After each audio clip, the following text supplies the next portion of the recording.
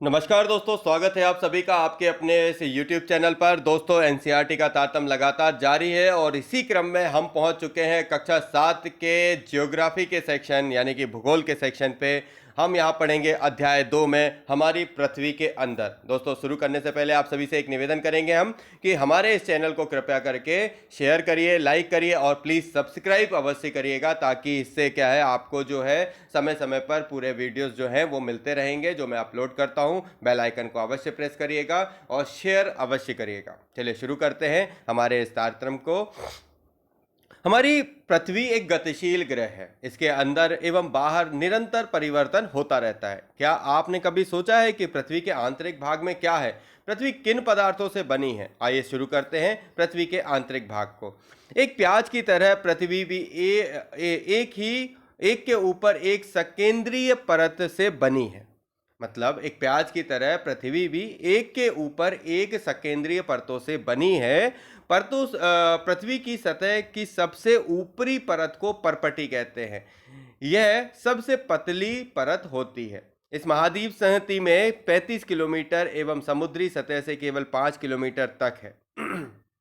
यह महाद्वीप संहति में 35 किलोमीटर एवं समुद्री सतह में केवल 5 किलोमीटर है। महाद्वीप संहति मुख्य रूप से सिलिका एवं एल्यूमिना जैसे खनिजों से बनी है, इसलिए इसे Cl यानी सी मतलब सिलिका तथा एल मतलब एल्यूमिना कहा जाता है। महासागर की परपटी मुख्यतः सिलिका एवं मैग्नीशियम की बनी हुई है, इसलिए इसे सिलिका और मैग्नीशियम कहा जाता है। तो यहाँ पर अपन ने दो चीजें देखी कि क्या देखा, महाद्वीप संहति मुख्य रूप से सिलिका एवं एल्यूमिनिया से बनी हुई है और महासागर की परपटी महाद्वीप जो है वो सिलिका और एल्यूमिनियम से मतलब Cl से बना हुआ है। महाद्वीप बना हुआ है Cl से और महासागर जो है वो सिमे Cl और सिमे। Cl मतलब सिलिका एल्यूमिनियम महाद्वीप के लिए और सिमे मतलब सिलिका मैग्नीशियम महासागर के लिए अपन ने यहाँ पर यूज किया है। ठीक है, आगे बढ़ते हैं अपन। यहाँ ऊपर पहले थोड़ा सा देख लेते हैं फिर इस पे आते हैं। यह भूपर्पटी है, पृथ्वी के आंतरिक भाग। ये पृथ्वी का आंतरिक भाग है जिसमें क्या है, इस हिस्से को मेंटल बोलते हैं। फिर इसके बाद ये क्रोड मेंटल, सीमा, बाह्य सीमा, स्थल सीमा, आंतरिक क्रोड। इसके बाद इधर पर आए तो क्या आप जानते हैं विश्व की सबसे गहरी खान दक्षिण अफ्रीका में स्थित है तथा इसकी गहराई लगभग 4 किलोमीटर है। तेल की खोज में इंजीनियर 6 किलोमीटर गहराई तक खोद चुके हैं। पृथ्वी के केंद्र तक पहुंचने के लिए, जो बिल्कुल असंभव है, आपको समुद्र की सतह पर 600 किलोमीटर गहराई तक खोदना होगा। समुद्र की सतह पर कितना खोदना होगा? 600 किलोमीटर तक अपन को खोदना पड़ेगा, तब जाके अपन कहाँ पहुंचेंगे? सेंटर में। इसके यहाँ पे देखिए महाद्वीपीय परपटी एवं महासागरीय परपटी। तो ये महाद्वीप की परपटी है। महाद्वीप को अपन ने क्या पढ़ा था? Cl सिलिका और एल्यूमिना। और ये जो महासागर है वो क्या है? सीमे, सिलिका और मैग्नीशियम। तो ये जो दो चीज़ों से अपन ने क्या पढ़ा? मैग्नीशियम और एल्यूमिना से महाद्वीप और महासागरीय पूर्व परपटी की जानकारी ली कि ये किससे मिलकर बनी हुई है। चलिए आगे बढ़ते हैं। परपटी के ठीक नीचे मेंटल होता है। परपटी के ठीक नीचे क्या होता है? मेंटल। अभी अपन ने देखा, जो 2900 किलोमीटर की गहराई तक फैला होता है और इसकी सबसे आंतरिक परत को अपन क्या बोलते हैं? क्रोड बोलते हैं। तो यहाँ पर आप फिर से देख लो, परपटी का आंतरिक हिस्सा क्या कहलाता है? मेंटल, और उसके अंदर का हिस्सा क्रोड कहलाता है। जिसकी त्रिज्या लगभग 3500 किलोमीटर है और यह मुख्यतः निकेल एवं लोहे की बनी हुई है। मतलब जो मेंटल जो है वो किससे बनी हुई है? 3500 किलोमीटर की त्रिज्या में निकेल एवं लोहे की बनी है। इसे निफे मतलब निकेल और फेरस कहते हैं। केंद्रीय क्रोड का तापमान एवं दाब काफी उच्च होता है। आइए आगे बढ़ते हैं। सेल एवं खनिज। पृथ्वी की परपटी अनेक प्रकार के सेलों से बनी है। पृथ्वी की परपटी बनाने वाले खनिज पदार्थों के किसी भी प्राकृतिक पिंड को शेल कहते हैं। शेल विभिन्न रंग, आकार एवं गठन की हो सकती हैं। मुख्य रूप से सेल 3 प्रकार की होती हैं: आग्नेय यानी कि इग्निशियस सेल, अवसादी सेंडिमेंटी सेल और कायांतरित यानी मेटामोर्फिक सेल। द्रवित मैग्मा पर ठंडा होकर ठोस हो जाता है। इस प्रकार बने शेल को आग्नेय शेल कहते हैं। थोड़ा सा यहाँ पे कंसंट्रेट रहिएगा, ये जो पढ़ा रहा हूँ ये थोड़ा सा इंपॉर्टेंट है। मुख्य रूप से शेलें तीन प्रकार की होती हैं, आग्नेय, अवसादी और कायांतरित होती हैं। आग्नेय चट्टाने, द्रवित मैग्मा ठंडा होकर इस प्रकार होता है तब उससे जो चट्टाने बनती हैं। द्रवित मैग्मा ठंडा होने से क्या बनती हैं? आग्नेय चट्टाने। इन्हें प्राथमिक शेल भी कहते हैं। आग्नेय शेल दो प्रकार के होते हैं, अंतर्भेदी शेल और बहिर्भेदी शेल। क्या आप ज्वालामुखी से निकलने वाला लावा की कल्पना कर सकते हो? वास्तव में आग की तरह लावा द्रवित मैग्मा ही लावा है। लाल द्रवित मैग्मा ही लावा है जो पृथ्वी के आंतरिक भाग से निकलकर सतह पर आ जाता है। यह द्रवित लावा पृथ्वी के सतह पर आता है जब तेजी से ठंडा होकर ठोस बनता है तो भू परपटी पर इस प्रकार से बने शेल को बहिर्भेदी आग्नेय शेल कहते हैं। इसकी संरचना बहुत महीन दानों वाली होती है। उदाहरण के लिए बेसाल्ट। दक्कन पठार बेसाल्ट चट्टानों से शैलों से बना हुआ है। द्रवित मैग्मा कभी कभी भूपर्पटी के अंदर गहराई में ही ठंडा हो जाता है। इस प्रकार बने ठोस शैलों को अंतर्भेदीय आग्नेय शैल कहते हैं। धीरे धीरे ठंडा होने के कारण ये बड़े दानों का रूप ले लेते हैं। ग्रेनाइट ऐसे ही शैल का एक उदाहरण है। लेई मसालों तथा दानों के चूर्ण बनाने के लिए जिन अपघर्षण पत्थरों का उपयोग होता है वे ग्रेनाइट के बने होते हैं। शैल लुढ़क कर चटक कर तथा एक दूसरे से टकरा कर छोटे छोटे टुकड़ों में टूट जाती है। इन छोटे कणों को अवसाद कहते हैं। ये अवसाद हवा, जल आदि द्वारा एक स्थान से दूसरे स्थान पर पहुंचाकर जमा कर दिए जाते हैं। ये अदृढ़ अवसाद दबकर एवं ठोस कठोर होकर शैल की परत बनाते हैं और इस प्रकार की शैलों को अवसादी शैल कहते हैं। उदाहरण के लिए बलुआ पत्थर रेत के दानों से बनता है। इन शैलों में पौधों, जानवरों एवं अन्य सूक्ष्म जीवाणुओं को जो कभी इन शैलों में रहे हैं के जीवाश्म भी हो सकते हैं।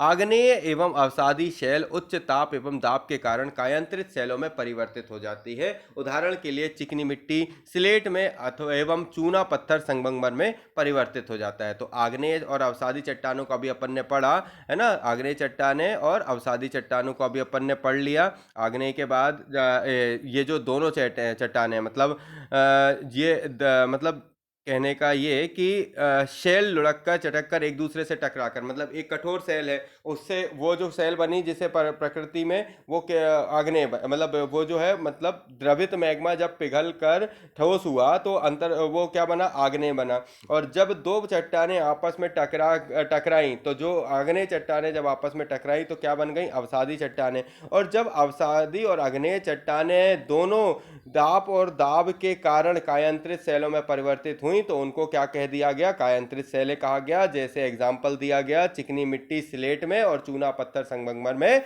परिवर्तित हो जाता है। तो मैंने अभी आपको समझाया। आगे बढ़ते हैं। इग्नियस, ये लैटिन शब्द है इग्निस का जिसका अर्थ होता है अग्नि।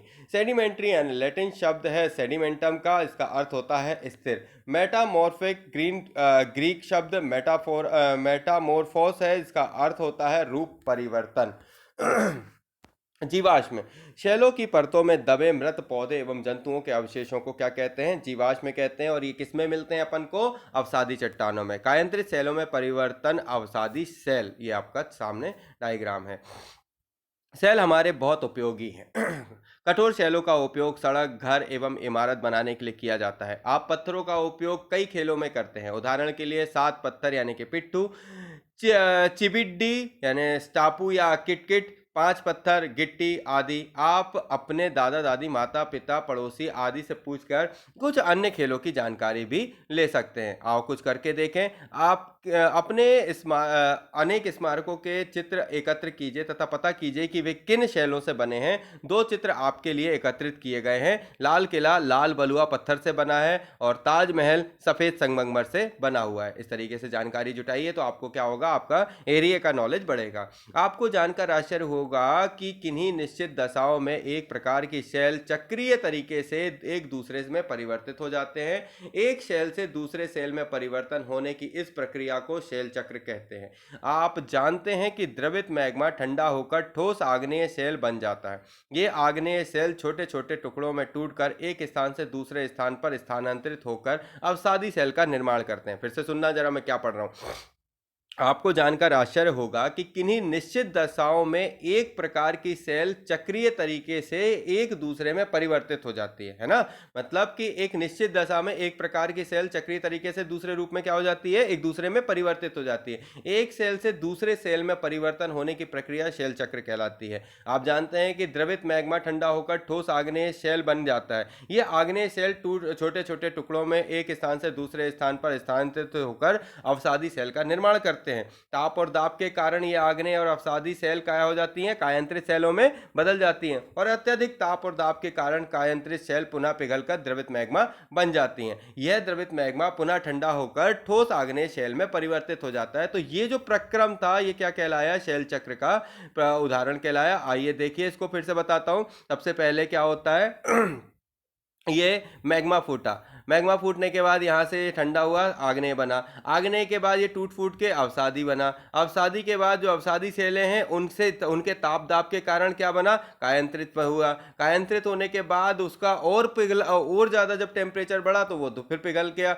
और फिर बह गया। तो ये जो क्रम है ये लगातार चलता रहता है और हमारे यहाँ पे चट्टानों का निर्माण होता रहता है। शेल विभिन्न खनिजों से बनी होती है। खनिज प्राकृतिक रूप में पाए जाने वाले पदार्थ हैं जिनका निश्चित भौतिक धर्म गुण एवं निश्चित रासायनिक मिश्रण होता है। खनिज मानव जाति के लिए बहुत महत्वपूर्ण है। कुछ का उपयोग ईंधन की तरह होता है, जैसे कोयला, प्राकृतिक गैस एवं पेट्रोलियम। इनका उपयोग उद्योगों, औषधियों एवं उर्वरकों में भी होता है, जैसे लोहा, एल्यूमिनियम, सोना, यूरेनियम आदि। आपको आपके राज्य में कौन से खनिज पाए जाते हैं, अपनी कक्षा में दिखाने के लिए कुछ नमूने एकत्र करिए और इस तरीके से अपने इस क्षेत्र को जानिए। आगे देखिए, यहाँ पर कुछ चीज़ें दी गई हैं, इनका ये तो कुछ काम करने के लिए छोड़ो। देखिए दोस्तों, तो हमने जो ये चैप्टर पढ़ा, इस चैप्टर में हमने जाना हमारी पृथ्वी के अंदर, भूपर्पटी के अंदर क्या क्या चीज़ें मिलती हैं। हमने जाना अवसादी सेलों के बारे में, आग्नेय सेलों के बारे में, कायांतरित सेलों के बारे में, हमने शेल चक्र को जाना, और इसके अलावा इसके जो भूपर्पटी पर किस तरीके से पृथ्वी के अंदर कितने किलोमीटर में क्या चीज़ें होती हैं उनके बारे में जानकारी ली। तो ये एनसीईआरटी का तारतम्य हमें बहुत सारी चीज़ें सिखाता है, छोटे छोटे फॉर्मेट में चैप्टर्स के रूप में हमको शुरू से अभी तक सिखाता आया है, और हमने उनको सीखने के लिए भरसक प्रयत्न भी किए हैं। यही क्रम लगातार जारी रहेगा। बने रहिए हमारे साथ, हमारे चैनल के साथ। शेयर करिए, सब्सक्राइब करिए, लाइक करिए और बहुत बढ़िया अच्छे से कमेंट करिए ताकि हम उनको समझ सकें, और अपने में अगर कोई सुधार की आवश्यकता है तो हम उसको जल्दी से सुधार कर सकें। तो दोस्तों, लेता हूं जब तक के लिए इजाज़त, जब तक मेरे पास कुछ खास नया नहीं है। जय हिंद, जय भारत। थैंक यू दोस्तों।